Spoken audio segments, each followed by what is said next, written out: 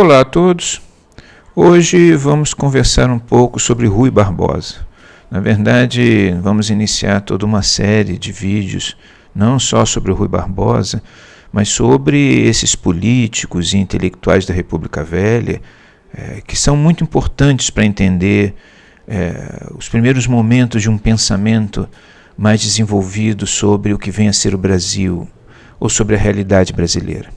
Rui Barbosa, particularmente, é muito importante nesse sentido, porque ele foi provavelmente um dos políticos e intelectuais mais influentes do século XX no Brasil, e não apenas pela sua obra jurídica e política, que foi notável, porque Rui Barbosa esteve envolvido nos momentos fundadores da República com a elaboração de diversos documentos relevantes para a construção da ordem constitucional no Brasil, inclusive a própria Constituição de 1891, e como político ele também atuou internacionalmente e se transformou numa espécie de referencial básico do que o Brasil poderia produzir em termos de nomes para representá-lo na política externa. E Rui Barbosa foi considerado sempre uma das pessoas mais preparadas que o Brasil tinha naquela época para poder fazer valer a voz disso que chamamos de Brasil, desse enigma que é o Brasil. O Rui Barbosa, não apenas, aliás, como político eu estou falando, e jurista, mas, e nisso como político ele também tomou parte de momentos importantíssimos da República Velha, já que ele atuou, teve um papel decisivo na Revolta da Armada, na campanha civilista, e diversas outras questões políticas de peso daqueles momentos iniciais da República.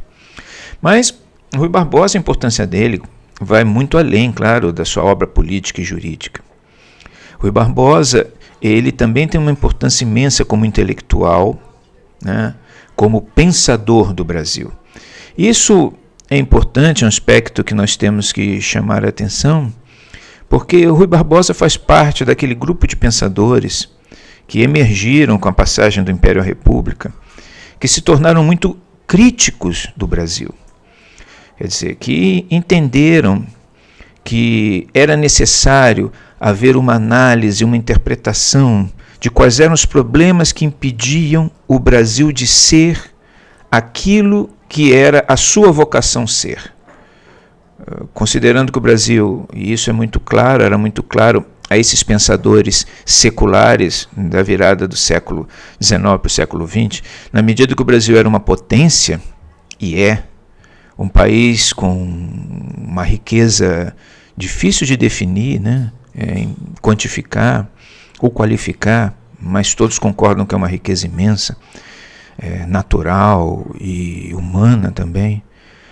Esses pensadores todos se tornaram críticos e tentaram entender quais eram as soluções para o Brasil, de que maneira o Brasil poderia ser emendado ou reformado para que ele se tornasse aquilo que na sua potência, na sua vocação está contido. Uma grande potência, uma grande nação, um grande país. E Rui Barbosa faz parte desse grupo de críticos, E Rui Barbosa tinha muita clareza, e sempre teve muita clareza, sobre os problemas do Brasil.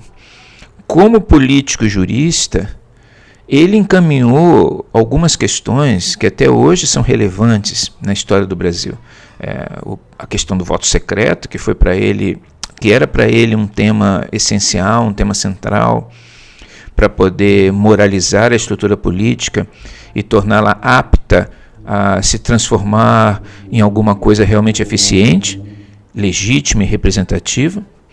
E, entre outras questões inumeráveis, a questão do impeachment, por exemplo, que era uma parte fortíssima, contida na sua crítica geral do presidencialismo brasileiro. A defesa que Rui Barbosa fez da tese do impeachment, que foi acolhida muito tardiamente no Brasil, a partir dos anos 50, e que culmina na Constituição de 1988, também fazia parte das suas reticências gerais com relação à natureza do poder executivo no país. Mas, além de tudo mais, eu estou falando aqui, o Rui Barbosa, ele era um intelectual que acreditava piamente que determinadas questões, determinados temas, determinadas alterações jurídicas ou financeiras poderiam introduzir o Brasil num novo caminho, num novo horizonte.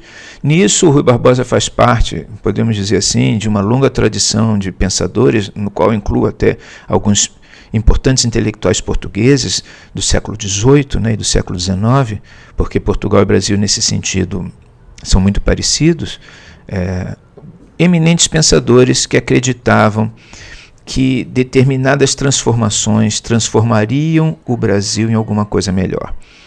E aí, nesse sentido, a gente pode até opor um Rui Barbosa a um Oliveira Viana, por exemplo, que, ao contrário de Rui Barbosa, não acreditava que o Brasil deveria ser alguma coisa parecida com o que estava fora, mas acreditava que o Brasil tinha que ser apenas ele mesmo, né? Mas, de qualquer forma, esse tipo de pensamento de Rui Barbosa é um pensamento muito poderoso, porque reticências gerais ao Brasil são comuns em diversos setores da sociedade.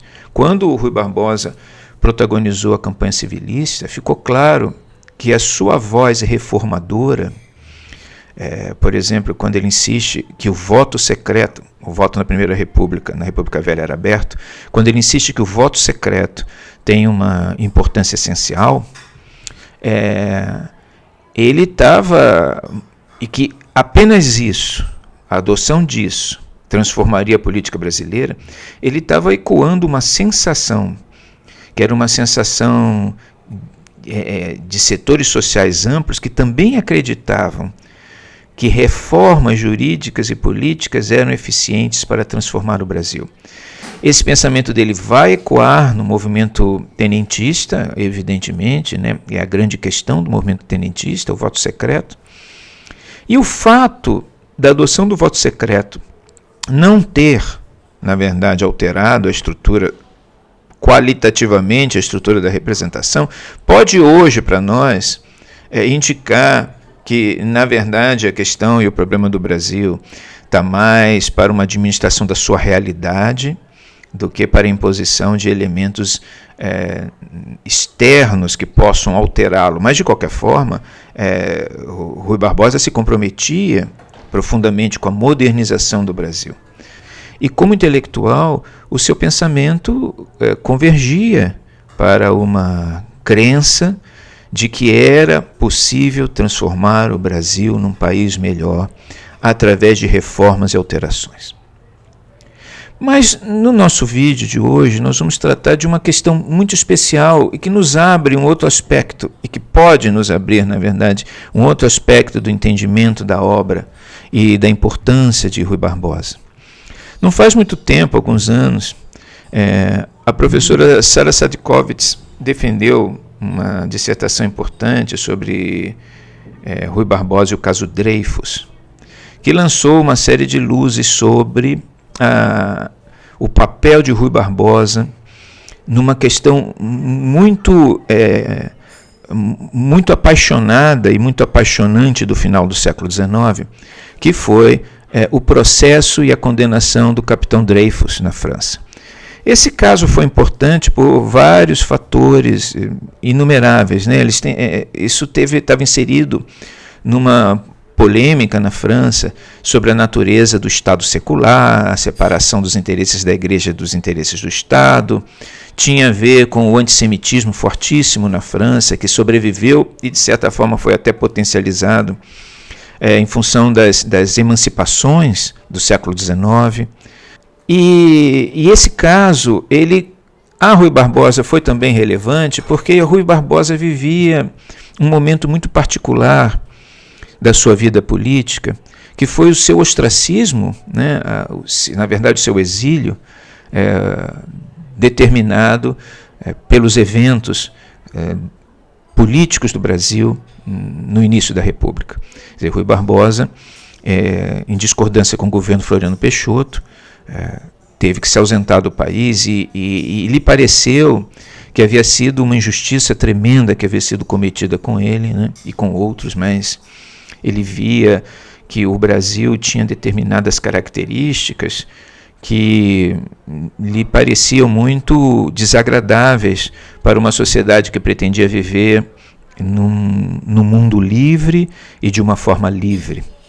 E o caso Dreyfus serviu a ele de mote para esse tipo de reflexão, né? Não só sobre o caso em si, sobre questões mais gerais, mas também sobre o Brasil. O capitão Dreyfus, ele foi processado por espionagem e alta traição. Ele fazia parte do Estado-Maior do Exército Francês, que estava em permanente conflito com a Alemanha, e foi acusado de ter passado informações militares secretas para o exército alemão. Como ficou claro ao longo do processo, essa acusação era absolutamente infundada, e Dreyfus foi, na verdade, processado e condenado por ser judeu, basicamente. O antissemitismo francês foi muito exteriorizado naquele momento, e Dreyfus foi condenado à prisão perpétua na Ilha do Diabo. Isso escandalizou as almas preocupadas da Europa e do Ocidente no século XIX e tocou Rui Barbosa, que escreveu um pioneiro artigo sobre o assunto, né? Nesse artigo, que foi publicado no Jornal do Comércio e que se tornou, portanto, provavelmente a primeira repercussão fora da França de peso com relação ao caso Dreyfus, Rui Barbosa se solidariza e sente muito a situação de Dreyfus, com a qual, em determinado grau, ele se identifica, tendo em vista a perseguição injusta que ele foi submetido pelo governo Floriano Peixoto. Mas ele entende, né, a situação de Dreyfus como alguma coisa absolutamente insustentável do ponto de vista moral. Então Rui Barbosa diz nesse seu artigo: antes de se separar irremissivelmente da pátria, amaldiçoado pelos seus conterrâneos para ir agonizar sob o indelével ferrete em remoto presídio penal, esse infeliz passou pelos tratos do mais tremendo suplício conhecido na história das torturas morais. Então, aqui o Rui Barbosa vê como ele entende, né, a tragédia de Dreyfus. E continua Rui Barbosa: qualquer que fosse o crime daquele desgraçado, a rebuscada e caprichosa desumanidade dessa punição revolta profundamente o sentimento contemporâneo. E Rui Barbosa vai adiante, né? Ele, a partir do caso Dreyfus, faz também uma crítica não só da sociedade francesa, mas da sociedade europeia da Belle Époque, né? Que era uma sociedade fundada em valores liberais e, de certa forma, revolucionários, mas que continuava agindo da mesma forma primitiva como no antigo regime. Então, continua ele: dilacerante como é, todavia, essa expiação no seu cortejo de circunstâncias terríveis, não conseguiu moderar em França o espasmo de ódio insaciável que agita contra o acusado todas as classes da população. Então, aí ele fala do caso específico da França, ou de como a França, ou como a opinião pública francesa se porta diante daquele caso. A opinião pública francesa defende o pleno arbítrio de negar a Deus, aluir a propriedade, santificar a comuna, divinizar Mará, mas obrigação estrita e universal de teimar e bater fé em como Dreyfus é o mais desprezível dos malfeitores. Ou seja, enquanto todo o liberalismo ele avançava na França, enquanto todas as ideias liberais estabeleciam o seu reinado sobre a ordem constitucional, as pessoas continuavam se comportando de uma forma absolutamente inaceitável do ponto de vista da culpabilidade ou do processo, né? Na visão do processo e da real culpabilidade do capitão Dreyfus. Pela minha parte, Não conheço excessos mais odiosos do que essas orgias públicas de massa irresponsável. E aí o Rui Barbosa, embora um liberal, e na verdade ele era, acima de tudo, um americanófilo, e como ele mostra nesse artigo, também um anglófilo, quer dizer, ele gostava dos Estados Unidos e também do modelo inglês, onde a democracia e as transformações se processavam respeitando valores essenciais. Ele mostra aí a sua discordância, de certa forma, do modelo revolucionário francês, né? Porque ele vê no modelo revolucionário francês uma paixão desmedida, excessos odiosos das massas, e não consegue ver que todo esse processo tenha redundado em, de fato, a consolidação de um sentimento de justiça na sociedade francesa. E aí ele entra numa questão importante, que é a questão do antissemitismo envolvido no caso do Dreyfus, né? O Rui Barbosa vai nessa direção. Além de que é para temer que a propaganda antissemítica acesa em França avivasse a hostilidade contra o capitão Dreyfus, membro de uma família hebreia bem conhecida e a favor de quem um homônimo, o grande rabino da França, foi nomeado testemunha. E aí é interessante, porque entre as diversas razões que levam Rui Barbosa a defender Dreyfus, são razões que têm a ver com a natureza do processo e a respeitabilidade, a honorabilidade de Dreyfus enquanto militar. Ele levanta a questão de que Dreyfus é de uma família hebreia bem conhecida. Ou seja, o testemunho, isso para ele é muito importante, porque ao antissemitismo, Rui se aproxima aí de um filosemitismo quase explícito. Ele diz assim: por que eu estou dizendo que Dreyfus é inocente? Entre outras razões, porque ele é membro de uma família hebreia bem conhecida. Quer dizer, o critério da comunidade judaica, para ele, Rui Barbosa, é relevante. E mais ainda, diz Rui, e a favor de quem um homônimo, o grande rabino de França, foi nomeado testemunha. Ou seja, ele ainda diz mais, o grande rabino de França, testemunhou a seu favor. Ora, isso quer dizer que para Rui Barbosa, o grande rabino da França, ao contrário do que muitos podiam achar, os antissemitas todos, de que essa pessoa não tinha qualidade nenhuma para falar sobre nada, Rui Barbosa não apenas acha que ele tem qualidade para falar sobre coisas, como que a palavra dele, enquanto grão rabino da França, é uma palavra realmente relevante, incontestável.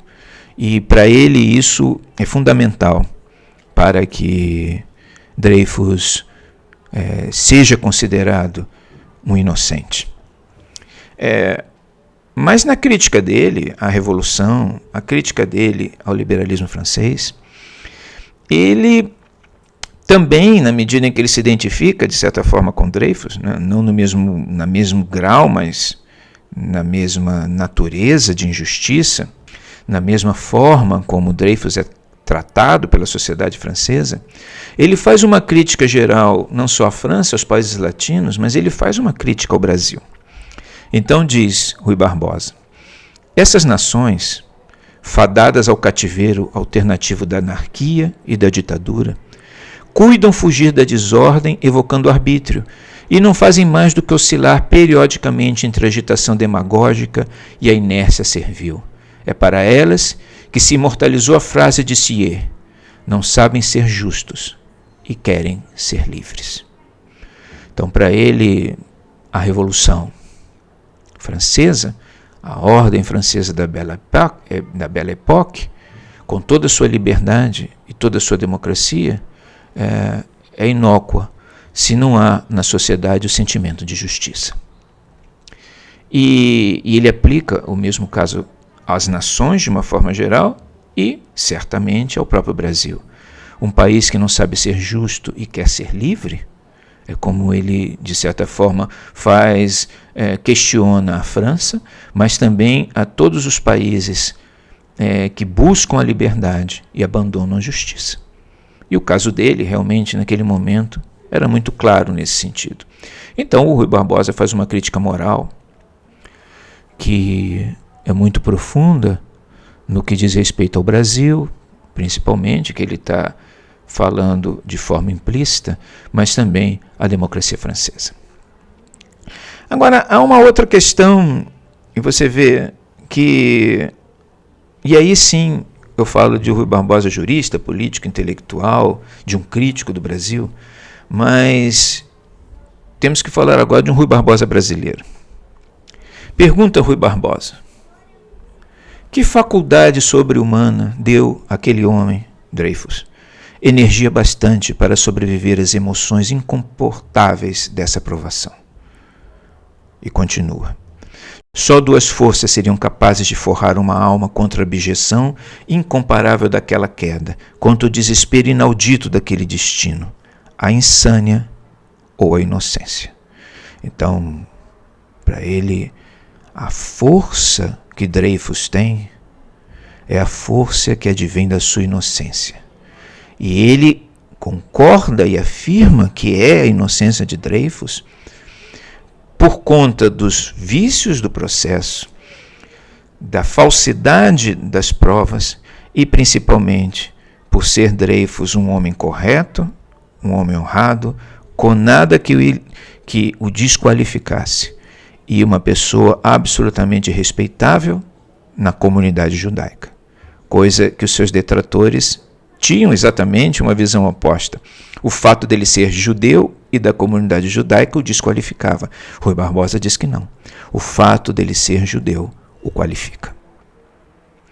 Bom, eu digo que isso tem a ver com o Brasil porque eu vou pegar aqui um outro texto de Rui Barbosa, um texto muito importante, na verdade, que pode nos esclarecer isso. É possível que em outros momentos da obra de Rui Barbosa isso apareça, mas eu vou pegar apenas esse texto, que é o Elogio de Castro Alves.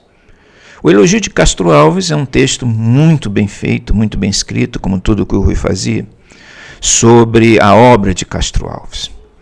E vocês sabem, Castro Alves, ele foi um poeta que expressou, no século XIX, essa nacionalidade brasileira indistinta, essa nacionalidade brasileira difícil de ser precisada num país de escravos, num país com tantas diferenças e com tantas incongruências, tantos paradoxos. Rui Barbosa o considera um fundador da pátria, alguém que realmente estabeleceu as bases do que vem a ser o Brasil. E escreve Rui Barbosa em Elogio de Castro Alves: ora, a revolução no livro de Castro Alves é o extermínio não de uma só, mas de ambas as tiranias filhas da metrópole, a do europeu sobre o americano e a do branco sobre o negro. São duas causas irmãs que ninguém separará mais. Então aí o Rui Barbosa assegura a sua profissão de fé moral, né? Ele está dizendo assim: a independência do Brasil só pode se dar com a igualdade entre os povos que o constroem em liberdade, né? Tem que haver justiça. E no caso, não é só nós nos tornarmos livres dos europeus, né? Não é só ter a liberdade. É necessário também haver a justiça interna. É necessário haver o sentimento de igualdade. E, nesse sentido, ele vê em Castro Alves a realização, né? O primeiro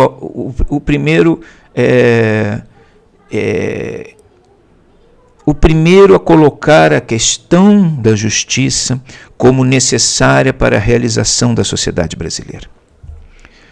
Mas eu vou chamar a atenção para um aspecto muito interessante do texto do Elogio de Castro Alves, que é quando ele fala de uma forma muito sutil de um poema bastante conhecido de Castro Alves. Bom, Castro Alves, é necessário dizer, ele expressa muito não só esse sentimento brasileiro de justiça, de igualdade, mas também, de uma forma intensa, ele expressa a presença do cristão novo na sociedade brasileira. O que é o cristão novo? O cristão novo é originalmente, aquele português que foi convertido, ou descendente, né, daqueles convertidos à força, em 1497, em Portugal. Essas pessoas que eram judeus se transformaram em cristãos por decreto e foram legalmente excluídos de diversos privilégios, né, dos súditos de Portugal, e tiveram que carregar por várias gerações o epíteto de cristãos novos, né, de forma que aquele sangue judeu ficasse identificado, a sua presença naqueles descendentes cristãos. E hoje é bastante estudado e bastante conhecido e bastante evidente, na verdade, a presença. Anita Nowinski continua batalhando muito sobre esse tema, esse aspecto da questão, a presença dos cristãos novos na formação do Brasil. Os cristãos novos se constituíram em determinado momento num percentual muito elevado da população brasileira. E os seus descendentes, pelo menos até meados do século XVIII, sabiam bem que eram descendentes de judeus.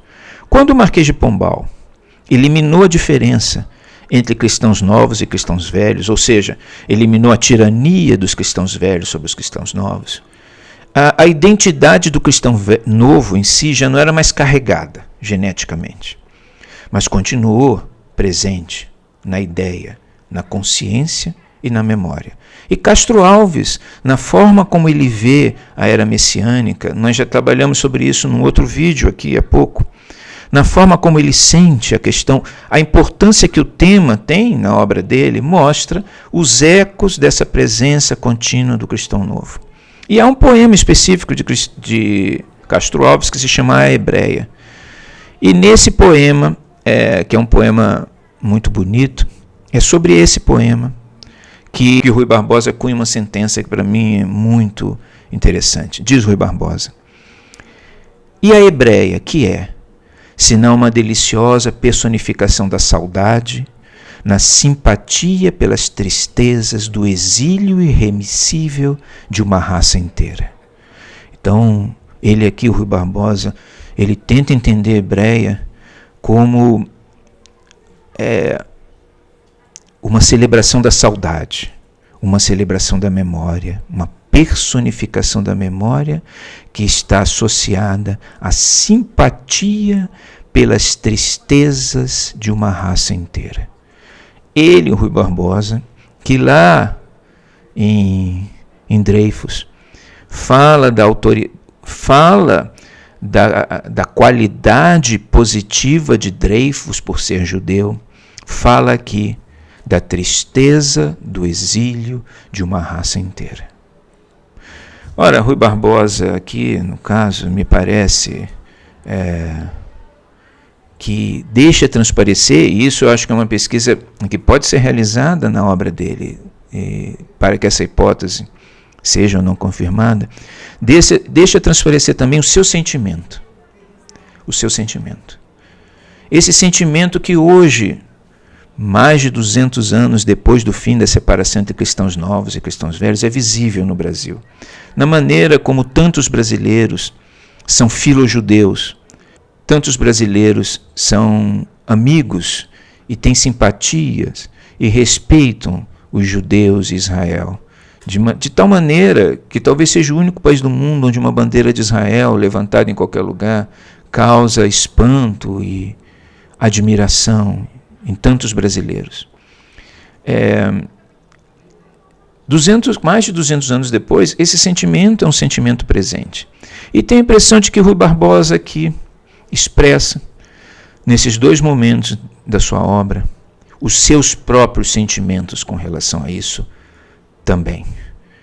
O sentimento do filojudaísmo, tão forte nos herdeiros desses cristãos novos, nessa imensa população que descende dos forçados em Portugal e que hoje são tão relevantes e tantos no Brasil, esses sentimentos também são os sentimentos de Rui Barbosa. Então, uma pessoa que era tão crítica com relação ao Brasil e seus problemas, era também uma pessoa profundamente brasileira e profundamente sensível aos grandes problemas e às grandes questões da nacionalidade brasileira. Uma delas, tão importante quanto outras, é a presença dos cristãos novos e a herança desse judaísmo português brasileiro que corre nas veias de tantos brasileiros e torna o Brasil hoje um país tão interessante, tão fascinante, do ponto de vista da sua identidade religiosa mais profunda. Então, me parece que nesses dois momentos, falando sobre Dreyfus e falando sobre Castro Alves, Rui Barbosa falava também sobre suas origens.